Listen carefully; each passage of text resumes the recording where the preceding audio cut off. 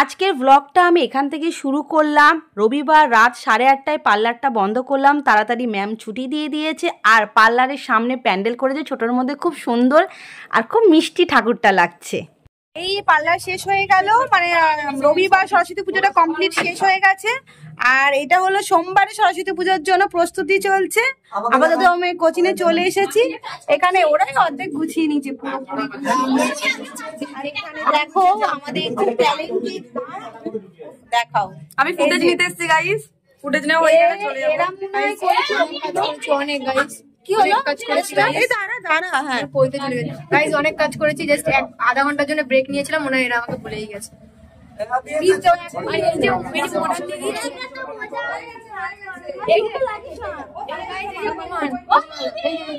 কালি আর এই যে এই মডার্ন দিয়ে এসেছি জাস্ট এক্ষুনি এসে। হাই গাইস, এই যে আমাদের সরস্বতী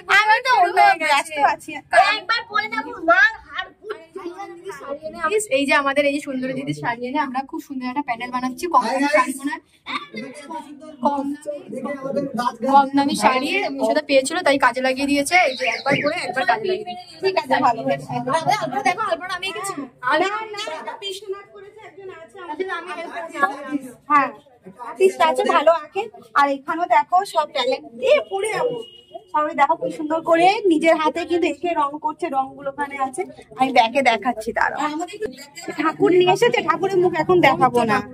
ঠাকুর এনেছে কিন্তু সামনে গিয়ে এখন দেখাবো না, পুরো কালকেই দেখাবো। এরাও সবাই সুন্দর করে সাজাচ্ছে, ভালো লাগবে। এটা হলো আমাদের আলপনা।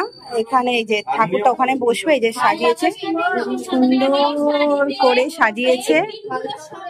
হ্যাঁ এখন আপাতত এই অবস্থা, কালকে সুন্দর করে ফুল টুল দিয়ে একদম সুন্দর করে সাজাবে চারিদিকে। আমরা আমি একটু দেখাই।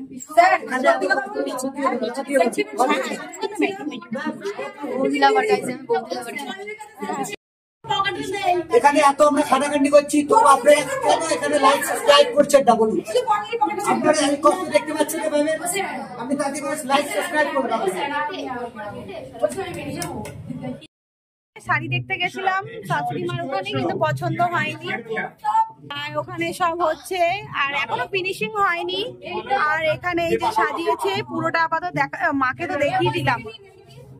যা হোক, দেখালে কি হবে। বলেছিলাম ওদেরকে ভালো দেখে বড় দেখে প্যান্ডেল করার জন্য।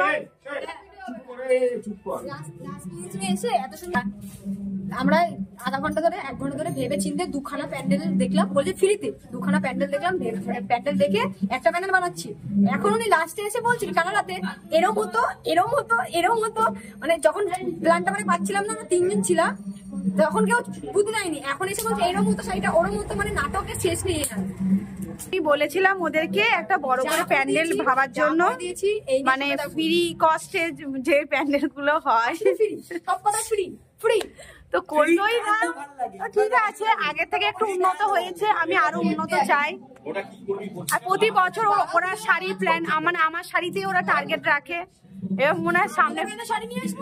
ঠিক আছে, আমার শাড়ি নেই, অসুবিধা নেই। আপনার ঘর হচ্ছে কি, ঠিক আছে? হ্যাঁ সব আছে।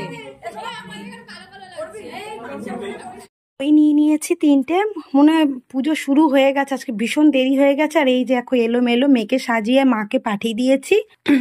দিয়ে আমি এখন যাব, আমি এই সেজেছি, এই অবস্থা এখন আপাতত। ঘর বাড়ি মানে এমনি ঘর গোছানো হয়ে গেছে, কিন্তু এখন যেটা সাজলাম সেটা এলোমেলো করে রেখে দিয়ে গেলাম। চলো, দেরি হয়ে গেছে, প্রচুর দেরি হয়ে গেছে।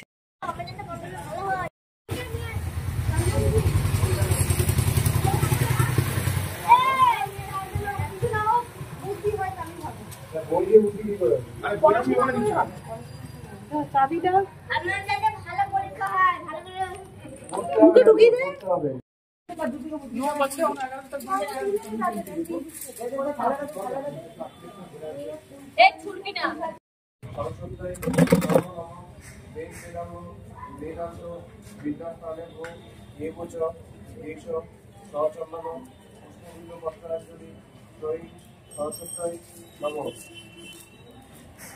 ছুড়বি না কেউ।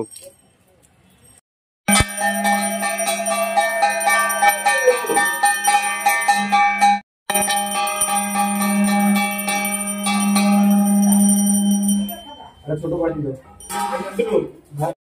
হ্যাঁ বলছি বাবা